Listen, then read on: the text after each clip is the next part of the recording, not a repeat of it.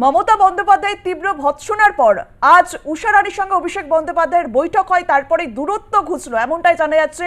দূরত্ব ঘুচলো, তারপরেই তাকে কিন্তু উষা রানীকে বসিরহাটের প্রচারে নামার নির্দেশ দেওয়া হয়। মুখ্যমন্ত্রীর সভায় উপস্থিত না থাকায় দূরত্ব তৈরি হয়। সোমবার অভিষেকের সঙ্গে বৈঠক উষা রানী, অভিষেকের সঙ্গে বৈঠকের পর ঘুচলো দূরত্ব। উষা রানীকে বসিরহাটে প্রচারে নামার নির্দেশ। টেলিফোনে রয়েছে আমাদের প্রতিনিধি রিক পুরকায়স্থ। রিক, সোমবার অভিষেকের সঙ্গে বৈঠক উষা রানীর, আর অভিষেকের সঙ্গে বৈঠকের পর খুচরো দূরত্ব, কি জানা যাচ্ছে? দেখো, শনিবার হাড়োয়ায় বসিরহাটে তৃণমূল প্রার্থী হাজী নুরুল ইসলামের সমর্থনে মুখ্যমন্ত্রী মমতা বন্দ্যোপাধ্যায়ের সভা ছিল, আর সেই সভায় অনুপস্থিত ছিলেন উষা রানী মণ্ডল। এই নিয়ে ক্ষোভ উগরে দিয়েছেন মুখ্যমন্ত্রী। তিনি বলেছেন যে তৃণমূলের এমএলএ থাকবেন কিন্তু মিটিং এ আসবে না, চলবে না।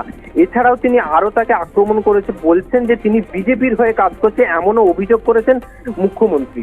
এরপরে উষা রানীর সঙ্গে তৃণমূলের একটা দূরত্ব তৈরি হয়, আর সেই দূরত্ব মেটানোর জন্য অভিষেক বন্দ্যোপাধ্যায়ের ক্যামাক স্ট্রিটের অফিসে গতকাল উষা রানী মণ্ডল ও তার স্বামী মৃত্যুঞ্জয় মণ্ডল আসে এবং অভিষেক বন্দ্যোপাধ্যায়ের সঙ্গে দীর্ঘক্ষণের বৈঠক হয়।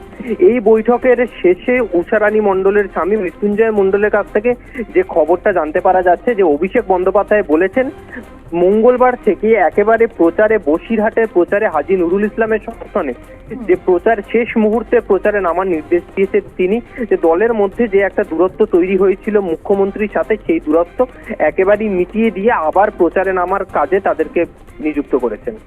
ধন্যবাদ রিক। শেষ পর্যন্ত সেনাপতি অভিষেক বন্দ্যোপাধ্যায়ের হস্তক্ষেপে বরফ গলল, দূরত্ব ঘুচলো। মঙ্গলবার থেকে পুরোদমে তৃণমূলের হয়ে প্রচারে নামছেন মিনাখা তৃণমূল বিধায়ক উষা রানী মণ্ডল ও তার স্বামী মৃত্যুঞ্জয় মণ্ডল।